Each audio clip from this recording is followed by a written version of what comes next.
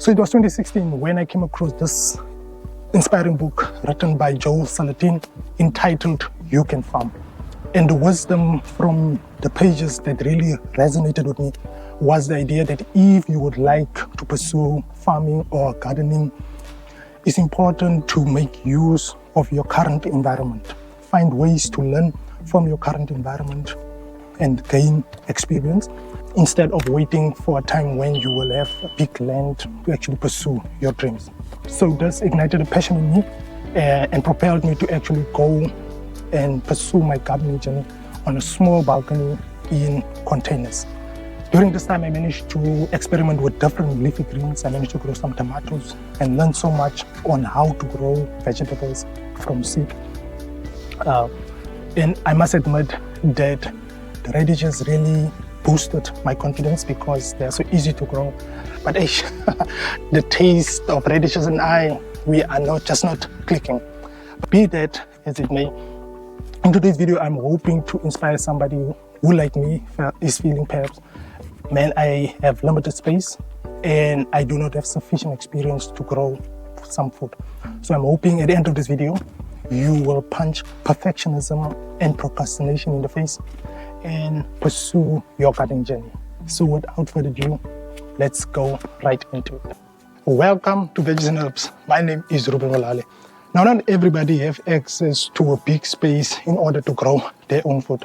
Perhaps you only have access to a small balcony, a small patio, or even a tiny little backyard.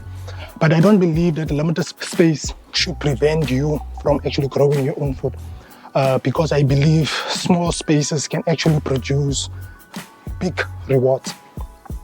But the most important aspect is just to ensure that your patio or the area receives sufficient sunlight, because the amount of light or the lack of sunlight will determine what type of vegetables you will be able to grow within your space. But should you find that your limited space or your balcony, patio, or your small garden does not receive more than 6 hours or 8 hours of light, then you can always get away with some vegetables that do not require a lot of sunlight. It's like beetroot, Swiss chard, baby spinach, carrots. However, you might not be able to grow heat-loving crops like tomatoes or eggplant, because vegetables require approximately 6 to 8 hours to grow adequately, but there are quite a number of vegetables that will do pretty well in semi-shaded areas. But at this point, you might be arguing and say, Ruben, come on, man, I do not have sufficient space. I do not have ground. I do not have a garden. And I want to respond and say, no garden, no problem.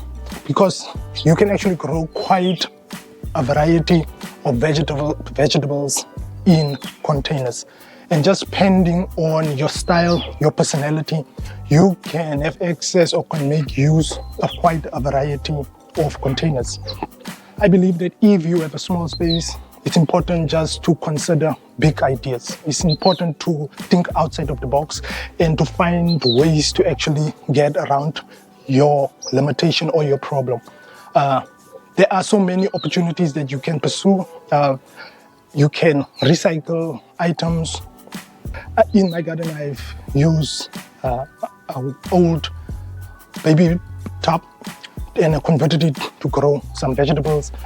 You can also use other plastic products actually to grow your own vegetables. But the lists and opportunities are endless, from using hanging baskets to grow maybe cherry tomatoes or strawberries, or you can make use of bags, or you can even invest in some bags that are specifically designed to grow some vegetables. In my garden, I'm also making use of some growing bags in which I grow my tomatoes. But the opportunities and the possibilities are endless. Now, in addition to containers, raised beds are also a great alternative for gardeners, for urban gardeners who find themselves in limited space. Just like containers, raised beds also comes in a variety of shapes and made out of different materials. And raised beds are a great option for gardeners with poor soil.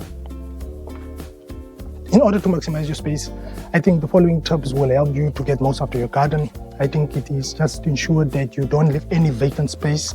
In other words, whenever you harvest a plant, replace it either with a seedling or with a seed. In other words, make use of succession planting.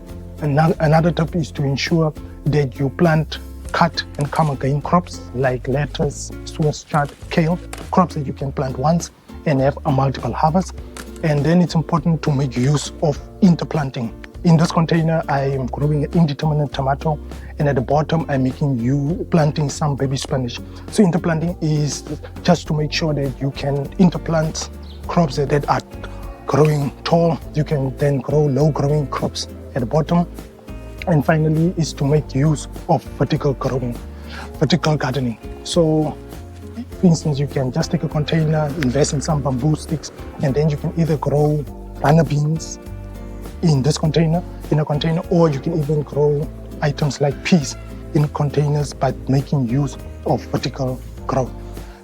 Vining tomatoes, cherry tomatoes can also be an ideal way of growing them in this type of containers and making use of the vertical space. But I'm hoping this is giving you an idea that there is no limitation. It's important just to think creatively and overcome your challenges and pursue your desires to grow your own food. So if you would like to see some other items, I've created a playlist, so you can click on this playlist where you'll find a combination of videos that will assist you from starting your seed, from transplanting, soil improvement, all those type of items. You can check it out in this video, and that will assist you if you are a new gardener to pursue your gardening journey.